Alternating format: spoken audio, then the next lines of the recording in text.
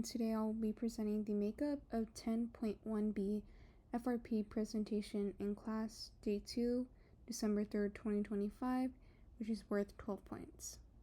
Again, my name is Maria Davila, and this is for the class meeting that took place on December 3rd, 2025 at 12:30 p.m.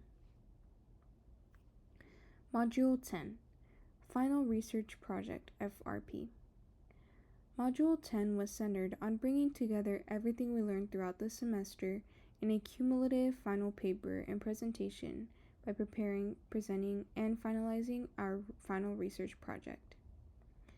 This module puts a heavy emphasis on the whole process of the sociological inquiry, which calls for moving from identifying a real social issue to developing an argument that is grounded in theory and empirical research.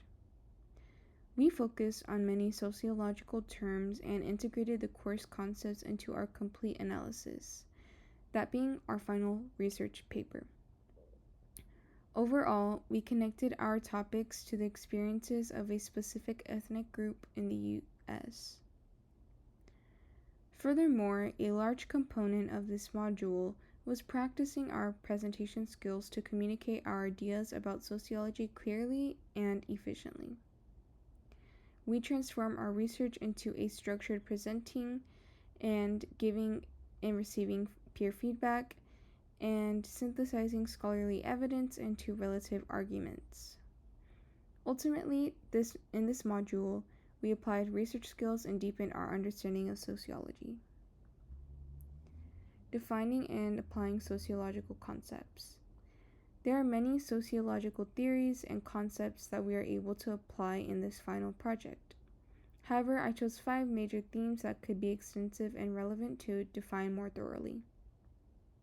First, I have symbolic interactionism, which is a micro-level theory that examines how individuals create meaning through everyday life interactions. This theory helps us comprehend how people interpret social problems differently based on identity and lived experience. Cultural capital. This is a form of a non-economic capital that being skills, knowledge, or education, which gives some groups advantages over others when navigating institutions such as schools, workplaces, and the legal system. Third, I have social mobility. This concept represents the ability of individuals or groups to move up or down the social hierarchy. Furthermore, this term helps frame how structural barriers limit opportunities for marginalized racial and ethnic groups. Fourth, I have assimilation, the process in which minority groups adjust to and adopt the cultural norms of the dominant society, resulting in revealing the pressures, inequalities, and expectations that are placed on ethnic minorities. Fifth, I have structural exclusion. This term refers to the ways institutions such as law, education, and the labor market systemically deny certain groups rights, resources, or even representation. The recent media. A recent Guardian article published on December 2025, reports that the intensified immigration enforcement actions have created a culture of fear for immigrant students, leading to increased bullying, absenteeism, and emotional distress. Using symbolic interactionism, these findings reveal how daily interactions shape how immigrant children interpret themselves as unsafe or unwelcome.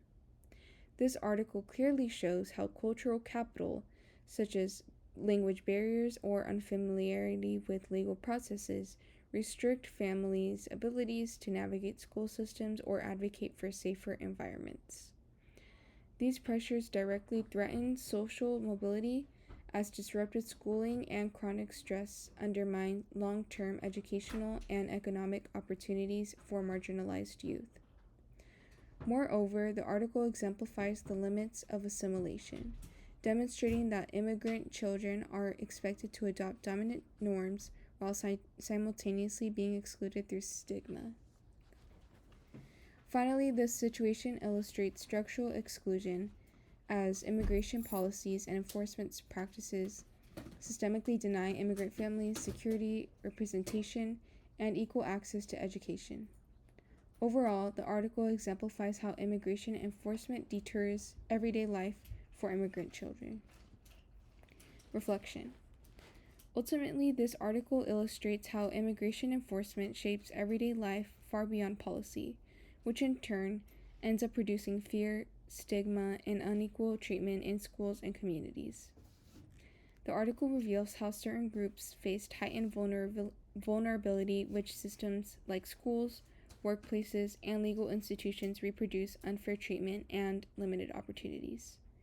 To conclude, this article exemplifies how contemporary policies deepen continuous social stratification in the U.S.